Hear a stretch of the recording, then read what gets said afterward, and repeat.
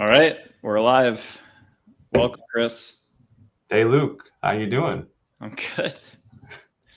Don't get paranoid. Okay. I mean, just tell me what the time is.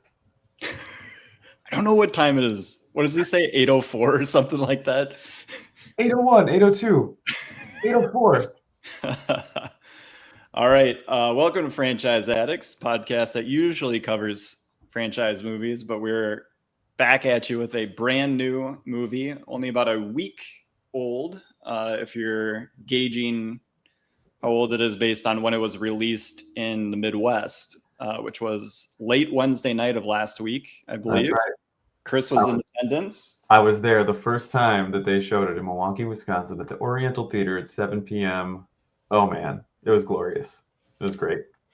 And I waited to do a Monday matinee at Marcus Cinemas, the Ultra screen there. Sounds lovely. You were the only person, right? I was the only one in the first row area. It's a 2-tier theater for the Ultra screen. Oh wow, yeah. I sat in the back row, basically where we sat for Civil War. Yeah. By myself, no one else in that area. And then I looked up when I used the restroom, and there was like 3 people in the upper deck. All right. Well, not alone in this. Even at a Monday matinee. That's good. It's his best opening, right? I believe that's true as far as box office. Yeah, it was around 50 international, 20 and like 25, 20 in the 20s for domestic, which is good. And they definitely they brought out all the ponies for this. Yeah, Leonardo DiCaprio doing podcasts, doing late night TV shows for the first time in 20 years. There's a big push for this one, and I'm happy about it. Yeah, so it's PTA's first movie since Phantom Thread or Licorice Pizza. Yes, of course, Licorice Pizza from 2021. Yeah, so it's been. What do you think of that? Let's. Yeah, we can talk more about our favorite PTA movies at the end, but yeah, so Licorice Pizza being the last one, coming off of Phantom Thread, which I enjoyed a lot. Saw that in theaters. Yeah. Waited to see Licorice Pizza streaming. Did not see that in theaters. I thought it was fine. The problem with me and PTA is like some of his movies I do just think are okay. Obviously, he has masterpieces, but with like someone, I've seen a lot of like Tarantino comparisons, like who has the better filmography, Tarantino or PTA? It's like it's Tarantino for me because I just like all movies more. It's close. It's like much better than my least favorite PTA movie. I'll give him a slight edge personally, but I do think that I honestly haven't seen Hard 8, so there's that. That's on me. But I think every other of his films is at least very good. Yeah. At least. Yeah, at least. So one of the, I think, and that's the thing too, if you're putting him in the same discussion as Quentin Tarantino, basically these are the guys. Whether you put Tarantino, he's 1A, PTA is 1B. There's a handful of other, current auteur directors. But honestly, they're interesting, and to compare them is also interesting, is because they kind of started working at the same time. Yeah.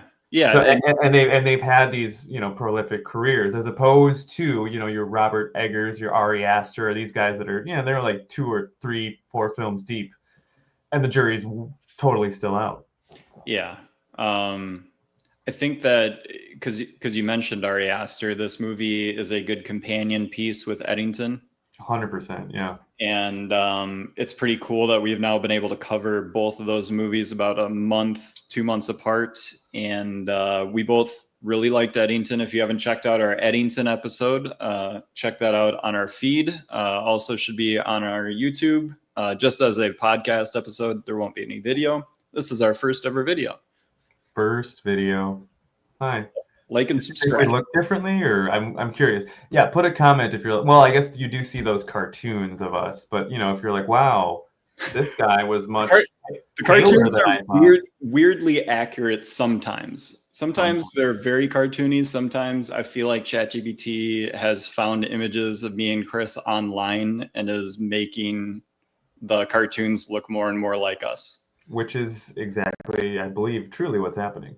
Yeah, I think we've got the Start to a Horror Movie script basically ready and locked and loaded for October, Chris. AI horror. That's never been done. There's some No, bad ones. there's an entire TV series called Black Mirror that basically just does AI horror.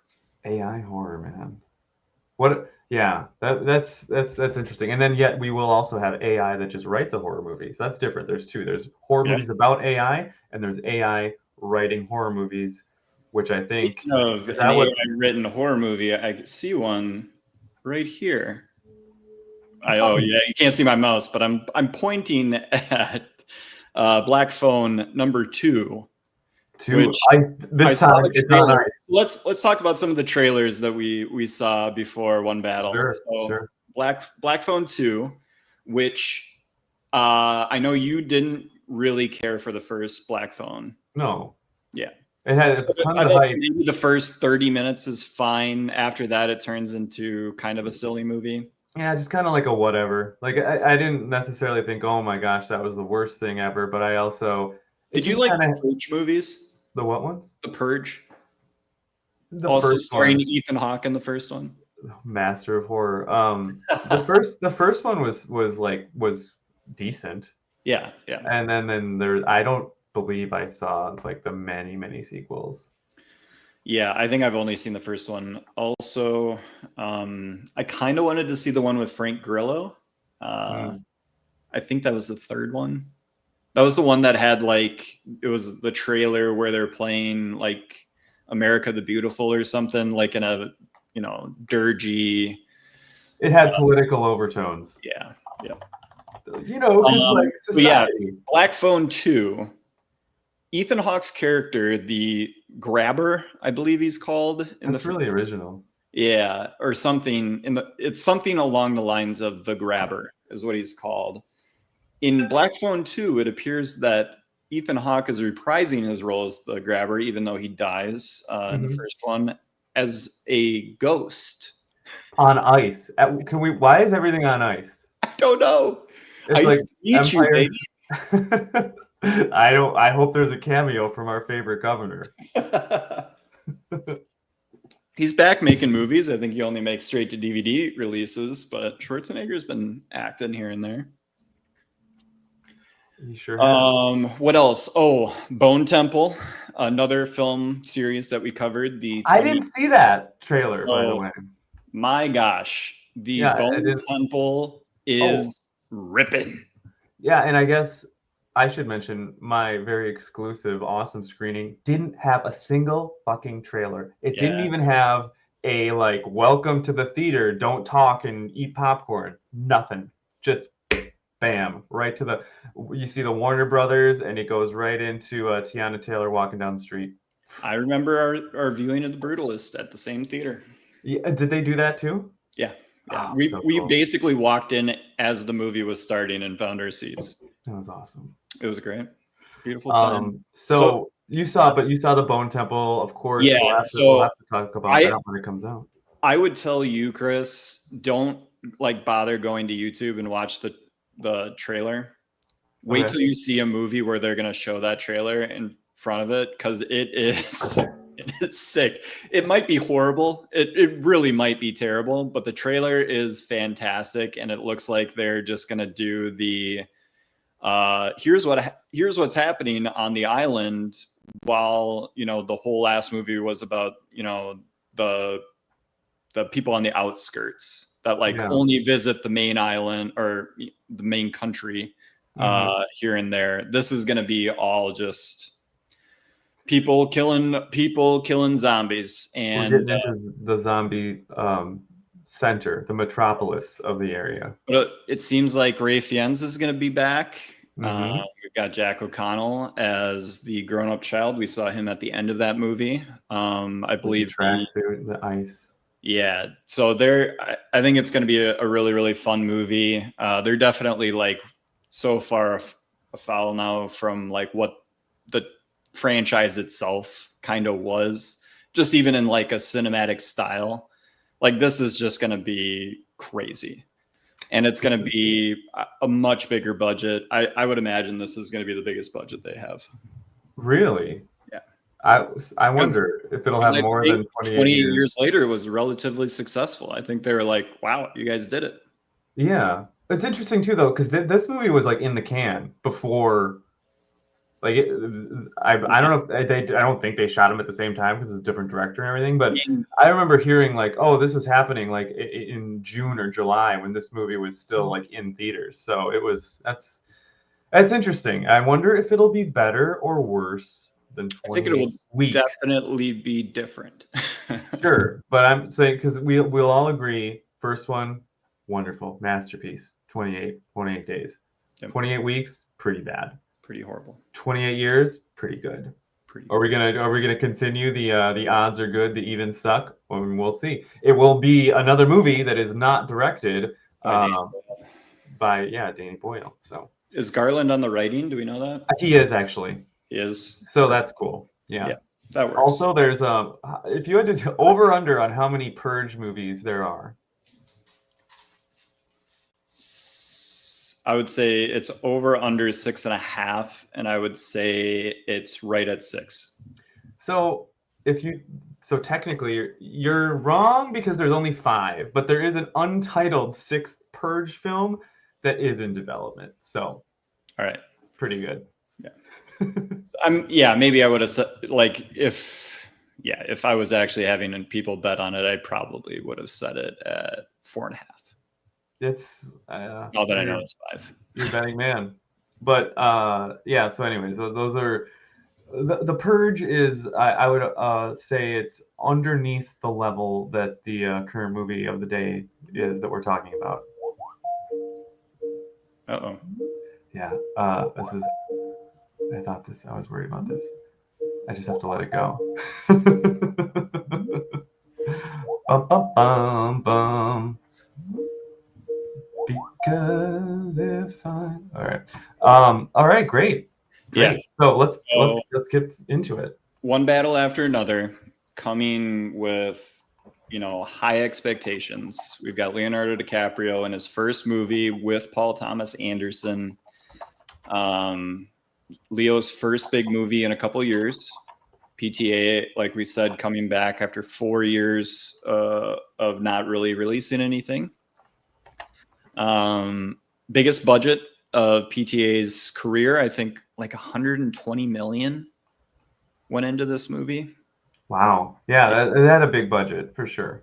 Like, and just, I mean, he put as much as he possibly could into this movie. So let's get started. We have the opening, which essentially is like, it's like a 45-minute opening, but it sets the stage so well for everything because the rest of the movie is very linear. Like it is just following Leo as stuff is happening to him. And we just go from point A to point B at the end of the movie. More or less in real time, right? Yep. Watch all the action in between. But then there's this like basically 40 to 45-minute opening to the movie. And I didn't even realize it as it was going on. Like, obviously, first off, how long it was, but it's essentially a montage. Like, there's a lot of montage action. Yes, I do. I remember that. Like there's no just like, here's the scene, characters talk, scene's over, boom, on to the next scene. It's just like, here is just snippets of these people and their lives. Eye of the Tiger to them starting a revolution, blowing up banks, and you've got Leo, who's not named Bob yet at that point, and Perfidia. He's what do they call him? Like Bango or like something whipbag? Oh man, Boom Squad.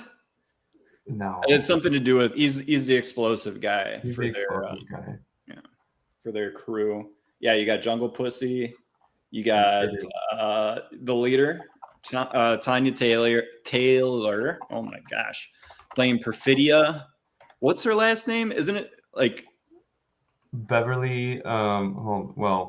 I was trying to get Leonardo's name, but let's look at it. Because it's good podcast. It's good live podcasting when you Google stuff. And let's see. Okay, we've got. Let's see if they're going to give us more of the. Oh no. Bum, bum, bum, bum. We just have Perfidia. It's like yeah. Yeah, it's a longer name. I don't remember what it was. But yeah, the movie essentially starts with the opening raid at the border with Homeland Security. We get to meet Colonel Lockjaw, Sean Penn, who is introduced in a pretty wild manner. Definitely sets his character up, gets a couple of big, character traits of his jammed into the audience's mind. Yeah, we get it's Perfidia Beverly Hills. There you go. And Ghetto Pat Calhoun. Ghetto Pat. Love it. Yeah, so there we go. And of course, they're both in the French 75, and yes, they're going to the Mexican border and blowing stuff up, and that is where. Yeah, I mean, a pretty lax Mexican border too. It's like they basically catch all of the border guards asleep and pretty easily take it over and have a semi truck lined up to pile everyone into and get them out of there. But as that's going on, Perfidia finds the guy that's, the base leader. That would be our Colonel Lockjaw. Yeah. And did he have an erection before she came in, or did she She made it happen. She willed it. Yeah. And then she does not want it to stop. But he will get no satisfaction this time. So it's interesting, her character's motivation.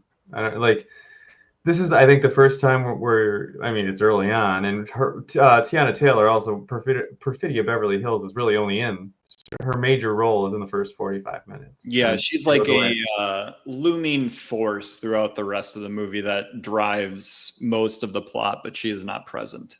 So we get this. This is when we have to take the most out of her character, and I think that we see here, when she starts to do these things with Colonel Lockjaw and her general demeanor when she becomes a mother, where Leo is kind of left at home to take care of the baby. We got to get the idea of, who is this person? Is she pure good? I don't think so. Or purely likable, or she's a complex character that could absolutely maybe ultimately not be a good guy. I mean, she's excellent in the role. Incredible acting. Do you know she was a singer most of her life? Yes, I did know that. I did. Okay. All right. Good. I'm glad you knew that. What I was going to say is that her character and the characterizations of her in this movie are very much just like the general idea of what it takes to be a revolutionary. Like, you do have to do what to the outside eye could be seen as evil. Like, you have to kill people. Now, Can't be a mom. Revolutionary, these are righteous killings. But you are killing, looting, robbing, all in the sake of hopefully creating a more balanced and free future for the people that you're fighting for. But the people that have to do the fighting, that have to do the revolution, are they good people, or are they just the people for that job? And she is very good at this thing.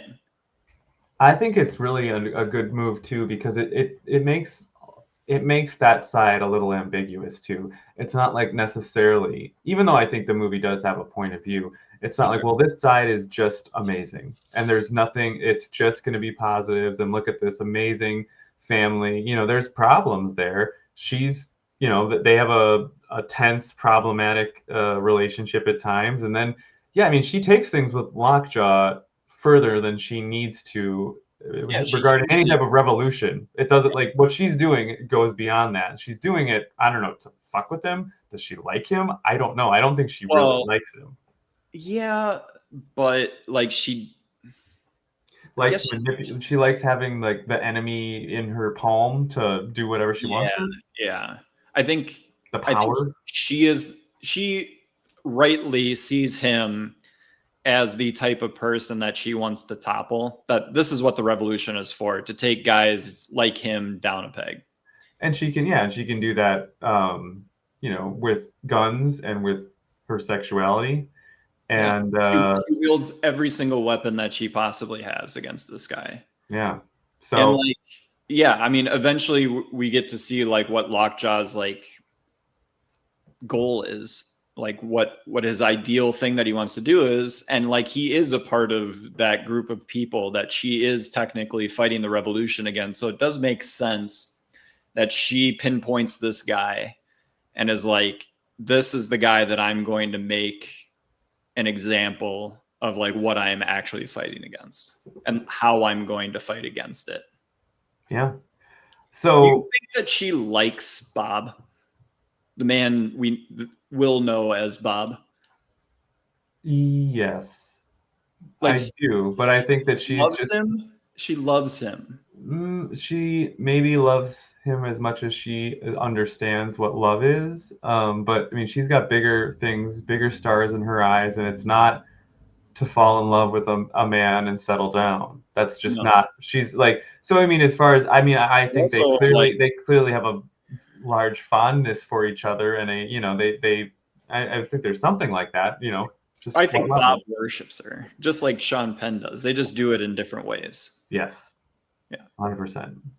But I think that, I mean, and Perfidia, like, I've heard some people talk about, she's a bad mom or whatever because she abandons the kid due to... She's abandoned her child. Yes. She's abandoned her girl. Way to go, PTA. Flip the genders. Yep. But, like... She didn't necessarily like want to be a mom. She has not like really professed it like until the letter at the end, like where she does open up about it and admits that like it sucked that she missed out on something she didn't realize at the time could have been like this incredible thing for her. But she just wasn't in the right head spot. And it happens, as it often does, where you have a kid when the timing isn't perfect, because that's how it works. And, she makes a mistake. Like, this is her big mistake. And she took something that was supposed to be, like I said before, the example of like, this is who I'm fighting against. This is how I'm going to fight against them. And it backfires. And it's tragic that she, gets caught, has to rat out all of the other people in the French 75. And that becomes her legacy when it really could have been so much more.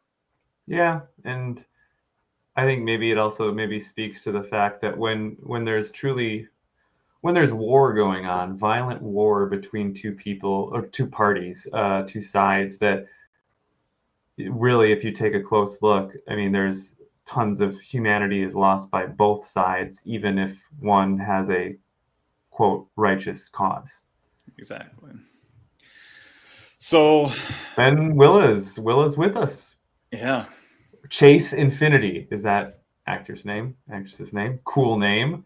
Very cool. I think she's related to Buzz Lightyear, but I feel like I've seen her in something and I couldn't really. I thought she was great. Yeah. Yeah, I think she's fantastic in the film. She doesn't get to do a whole lot until kind of the Sean Penn scene with her at the end, where I think she kind of is able to dial it up. And she's in one of the greatest car chase scenes in in modern cinema. Wow. Yeah. I mean, or a good one, a very good one. I mean, I think it's incredible. Maybe one of the best things put on screen in the last 5 years. Like, it's like that car chase scene and the atomic bomb is like, hell yeah, man. Just think about it. You have an afternoon, you watch both of those sequences back to back. God damn. Dude, you watch the car scene, and as soon as she shoots and doesn't get Leo at the end, then you just go right into atomic bomb content. Yeah, you just get them Trinity test, baby. That was good. So yeah. So then, I mean, we'll jump forward to keep. Yeah. Perfidia has to leave. She eventually gets caught. She makes a deal with the devil. She makes a deal with Sean Penn to kind of get her out of this. She gets put into a halfway house so that she can stay, protected as she rats out other people in the French 75. There's a montage of them getting all rounded up. And Sean Penn and her have sex at some point during this. It seems to be consensual. So maybe, maybe. Maybe, I mean, obviously that's a big part of why she deepens her relationship with Lockjaw is because she's got to save her ass. Yep, exactly. So, yeah. And so all that happens. We find out that she's pregnant with a great smash cut from the Lockjaw, her sex scene, to her shooting a automatic rifle. Is that good for the fetus? I would doubt it. I believe Bob mentions a couple of times. It's like she doesn't even act like she's pregnant. She's like drinking and shooting guns. Yeah, it's amazing that Willa is such a fine young woman with all her faculties. Yeah, but it doesn't go well for Perfidia. She has to steal away after she essentially refuses Lockjaw's care. I don't even think she makes it to trial. She bounces before them, steals away to some. We basically see her across the Mexican border, and then we hear later on. Do we know whether or not it's true that Lockjaw did hunt her down and eventually kill her, or does he just say that? Because he does mention it a couple times that he killed her. Killed who? Perfidia. Oh no, I don't think so. Yeah, it is. I believe he meant. I might be misremembering this, but I believe he might be lying that he tracked her down and killed her. Yeah, because I don't know. At the end, I thought we were. I mean, you don't have to read it as she's still alive or anything, but yeah, I don't know. It also doesn't matter. Yeah, it does not matter. But we get to meet Bob now, old man Bob, who he's a boozer. He's a drug addict. Pothead, yeah. And he's got a daughter that he is very protective of. They're living in a sanctuary, right outside of a sanctuary city, kind of in this hideaway place. He's doing the best that he can to basically keep his daughter off the grid. She's not allowed to have a cell phone. She obviously has a cell phone, which he funnily finds out later. And, everything starts coming back up again. Lockjaw gets involved. There is a meeting with these very weird old guys that are part of the St. Nick's Club. Christmas Adventurers Club. Hail St. Nick. Hail St. Nick. I thought it was very funny because or at least two of the old men in this are bad dads from TV shows. Yeah, very well cast. Yeah, so Friday Night Lights, one of the guys is J.D. McCoy's dad, a famous, horrible dad that everybody hated when that TV show was on air. And then Locke's dad from Lost is the main guy in the middle. All-time horrible dad. John Locke's dad from the TV show Lost. Jim Downey is one of the guys. Comedy writer for Saturday Night Live. He wrote for 30 seasons. So yes, awesome. And is he the one that says Semen Demon? I believe so, because he's got to be the older guy. And yeah, she sperm jacked you. It's a Semen Demon. Yeah, no, that's one of the many really, really funny lines. Very quick, funny lines there. Yeah, but this is where Lockjaw realizes that his relationship with Perfidia and his potential daughter with her is going to keep him out of the Christmas Adventurers Club, which is a white nationalist group that they want to rid the world of like punk rock.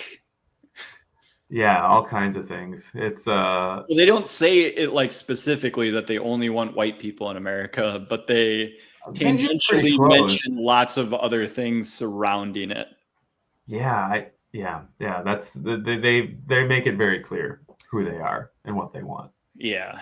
So eventually, I forget what actually happens to kick stuff off. There's obviously like a call to Leo while his daughter's at a dance, and what kicks it off, I believe, right, is that Lockjaw wants to join Christmas Adventurers Club, and they say that we think that you have a daughter with Perfidia.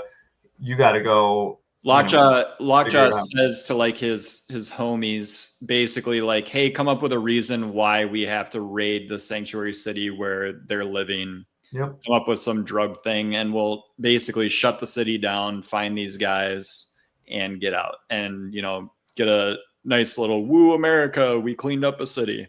Yeah, just all for your personal gain. Luckily, that doesn't ever happen in the real world. No, never. Not like it's happening an hour and a half south of us very, very soon. Go Brewers. So yeah, this is basically where everything gets kicked off. We get a phone call to Bob, who doesn't remember any of the code words, any of the secret sayings, anything that basically will let the remnants of the French 75 know that he is who he claims to be. We kind of also find out that the French, or at least who's left of the French 75, is a bunch of like kind of idiots that like do it pretty performatively, where they're I think it's really into the code words and the code lingo. Yeah, I think it's a poking fun at maybe a more polite, progressive.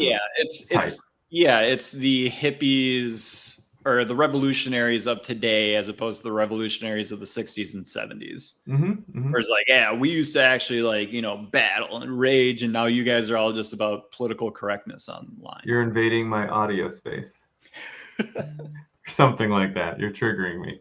Yeah. So yeah, those, and that's some of the funniest lines in the movie. That's where Leo starts. He's on the phone calling in the Gray Hawk. Yeah. Calling it a motherfucking Gray Hawk.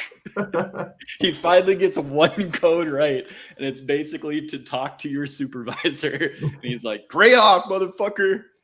Then he gets it right. What's the favorite kind of pussy? Mexican hairless. Woo. He gets that. So that was great. That was all that's for. Out of his drug-addled brain, he is able to remember that one thing about a guy he used to know. PTA, known for great phone conversation scenes, a la Punch Drunk Love. Yes. Philip Seymour Hoffman does all his work, most of his work in that film, on the phone. Incredible. Yeah. No, I mean, that scene is fantastic. We get introduced early on to Benicio del Toro's character of Sensei. I'm just going to call him Sensei. His full name you see on the screen there is Sensei Sergio St. Carlos. It is very funny that he is a Hispanic sensei. But hey, your senseis are the area of the United States that you are in. And this is a heavily Hispanic area, so your sensei is going to be Hispanic, buddy. And he also does the Hispanic Harriet Tubman. Yes. Well, he's essentially like the leader of the sanctuary city, at least when it comes to the illegals that are living in the city. Because he's like he's got all the keys to like the apartment complex or whatever building they have all these apartments in. He knows all the back doors. He's got tunnels. This guy's all set up. It's so cool. Like just watching, I think this has been mentioned on many podcasts before, but watching somebody in a movie be super competent is like really enjoyable. And this guy, like, he must have run this drill a couple of times before, because he knows exactly what's going on. He doesn't panic.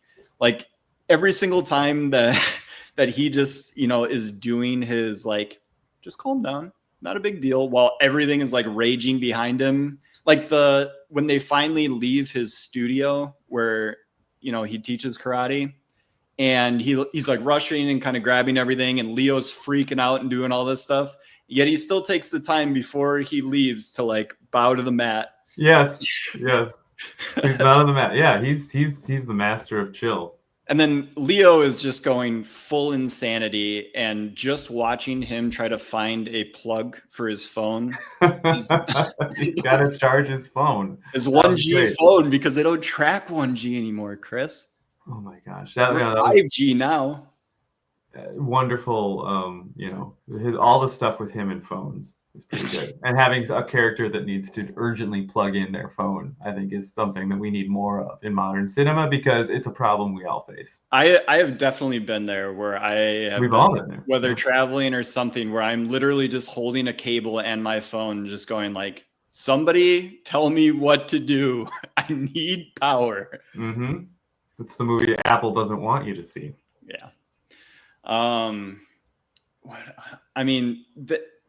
The moving through the city, seeing, or Benicio del Toro grabbing the gun from under the bed, and he like the way that PTA shoots it, where you see where the gun is under the bed, and then you see del Toro down on the ground, and you're like, oh, that'll be an easy grab, and then he reaches for it, and then you get clued into the depth.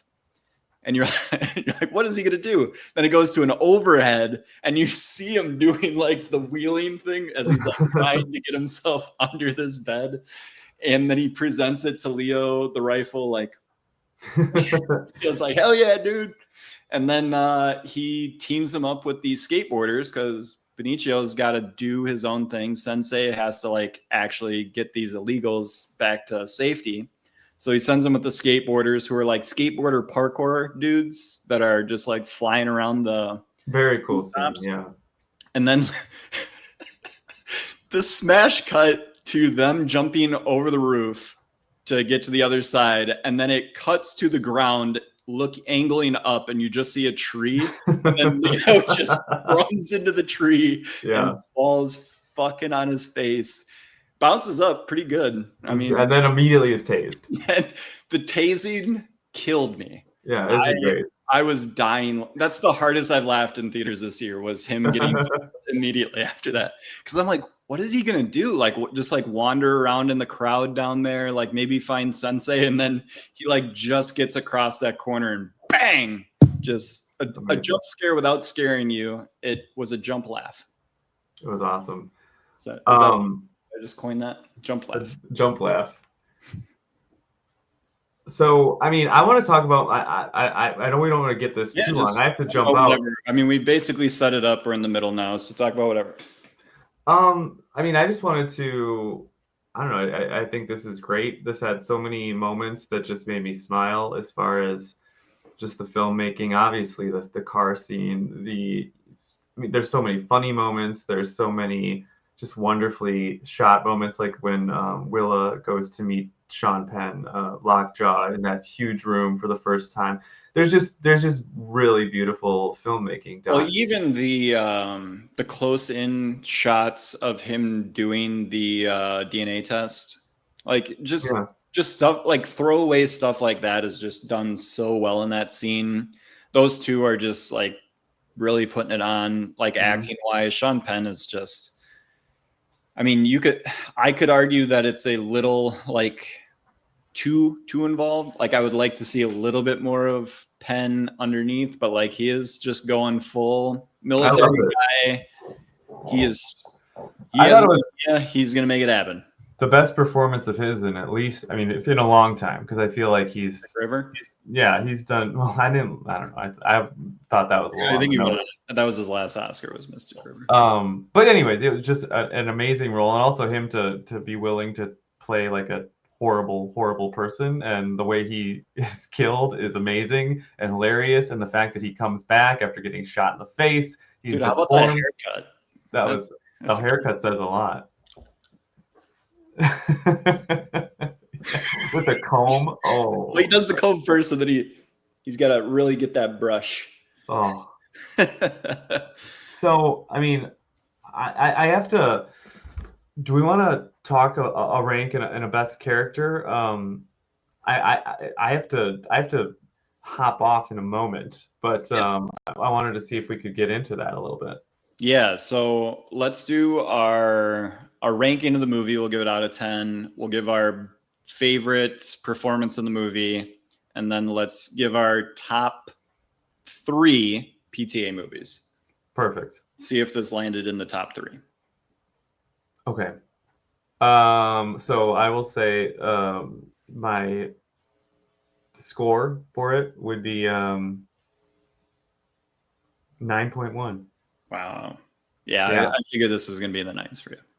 Um, This is one of the best, guys. This is one of the best movies we've ever covered. Like, just 100%. hands down. And then, performance of the movie, I'd give it to Leo. Sean Penn is very good at what he's doing, as is Benicio del Toro, as Teyana Taylor. They're all good performances. Leo's just kind of he's the main character, so why not? I like when he goes to the Leo scream a couple of times for the Viola Revolution! Life! We just know Leo so well now, and we've seen him do so many different iconic characters, yet he still does just Leonardo DiCaprio stuff in every single one of his characters in any movie that he's in.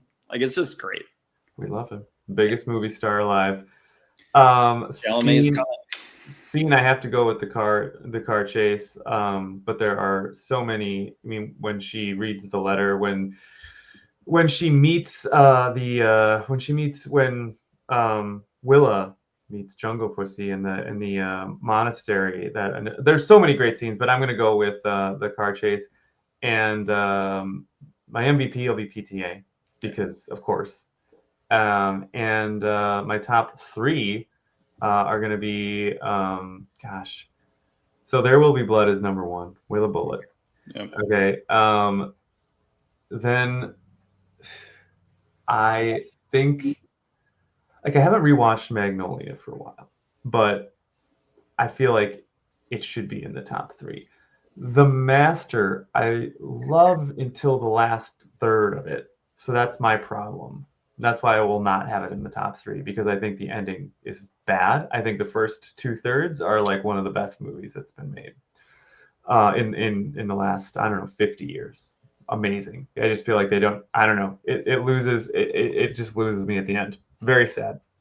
Boogie Nights is great. Also haven't seen it for a while, but that could be up there. I'll say, and it's not Licorice Pizza. It's not Inherent Vice.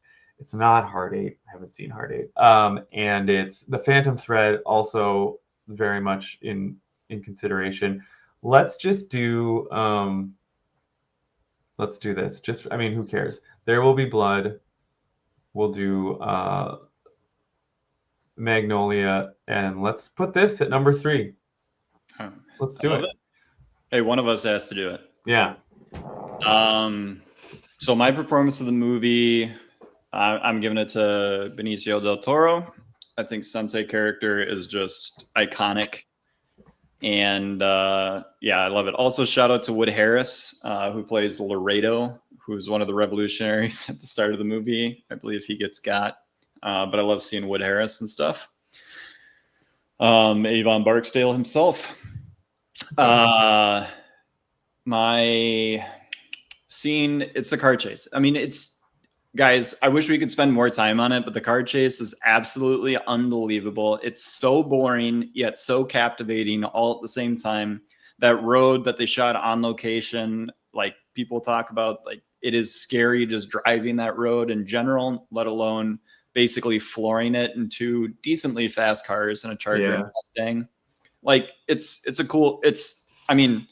just the fact that like the whole movie comes to this point, and like just the way that they're going through the road and seeing each other, and the way that it finishes, and like Willa learning how to, like, as it goes along, how she's going to put an end to this. Like it fully encapsulates the movie, is a perfect kind of finishing note. Obviously there's more at the back end, but I think it's one of the best scenes in the last 5 years. And 100%. MVP is PTA. Obviously he's the auteur. He wrote it. Yeah, do it. He directed it. He got Leo to sign on, and I would assume helped to have him with Sean Penn, giving as good a performance as he did. Sean Penn seems kind of like an ornery guy, but when PTA is telling you to do something, you're going to do it. And then my rating out of 10,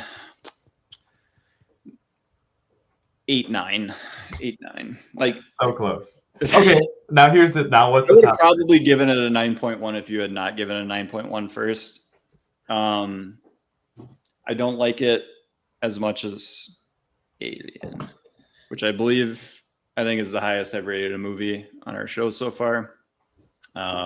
It's probably close to The Dark Knight, but Dark Knight's so iconic. Give this movie some time. We'll see how long it lasts. It's just so early on. I can't give it a 9. Good point. Second viewing, if I like it just as much, it definitely goes to a 9 and so forth. My top 3 PTA. 3, Phantom Thread. Oh, that's good. This movie's not going to be in my top 3. Sorry. Yeah, I know. 2 is Boogie Nights. I love Good. Boogie Nights. And then number 1, Magnolia. No, it's There Will Be Blood. Come on. Yes, of course. No, it's Julianne Moore's performance in Magnolia in the drugstore. Don't you call me lady? I come in here. I give these things to you. I want to see it again. So many great performances. But yeah, There Will Be Blood. Oh my gosh. I have multiple times within the service industry had women act like that towards me. And I was like, I don't know what to do for you. Why are you crying? You gotta bring out your inner Tom Cruise and Magnolia there. But that's a different podcast. Tom Cruise is incredible in Magnolia. He really is. Respect the cock. Tame? No, that's okay. We'll go watch it if you want to find out the rest. Allowed on YouTube, Chris. Yeah. We don't want to start out getting banned. Okay, so then hey, fun fact, YouTube and all those out there, you did not allow me to run advertisements to get people to listen to our Eddington episode, and you cited political ideas on that episode. The movie is about political ideas. No shit, we're talking about political ideas. Don't necessarily hold any of those ideas that we talked about. We literally had to talk about the movie. So why would you put a ban on me promoting that episode for political reasons? It is a movie about politics. But it does bring me to my last point. Did you like this more than Eddington? Yeah. Yeah. I mean, Eddington's great. I love it. I think to me, it's pretty darn close. I think this is definitely better. Like, there's just more to it. The action scenes are bigger. I think some of the ideas in Eddington I may like more than this. The ending of Eddington is a little much. It's fine. Yeah, but it's very these two people. It's very Ari Aster. It's very Paul Thomas. It's very cynical. Yeah. Oh. Eddington is very cynical. While I think this movie has some heart. Yeah, it does. But it also has a lot of complex ideas in it. So, should we tell them what's happening next week? Yes. So if you guys tuned in for our live stream, which none of you did, that's fine. You would be able to hear early what franchise we're covering next, because we're back, baby. Alien Earth is over. We're back to franchises. We're back to being the franchise addicts. And we're going to be covering for the month of October, spooky season, Evil Dead. Evil Dead.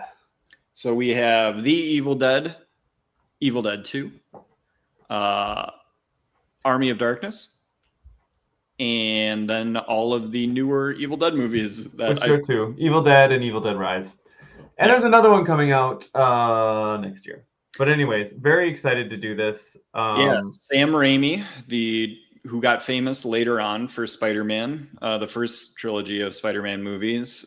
This was his first foray into the Hollywoods. And it's going to be very interesting because The Evil Dead and Evil Dead 2 are essentially the same movie, much like Mad Max and Mad Max 2, where basically the director started off having almost no budget, made a movie that got relatively successful, and then the studio was like, hey, just basically remake that movie and here's more money. And that's Evil Dead 2. So it's going to be fun. We're going to have a couple of cool guests on. They're going to be new to the show, and we're going to get that scheduled up, and we're going to have a fun October, Chris.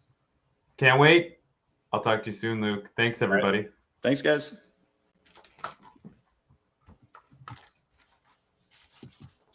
Is this the end that everyone will still see? Yep. No, awesome. No, it's not done. Now it's done.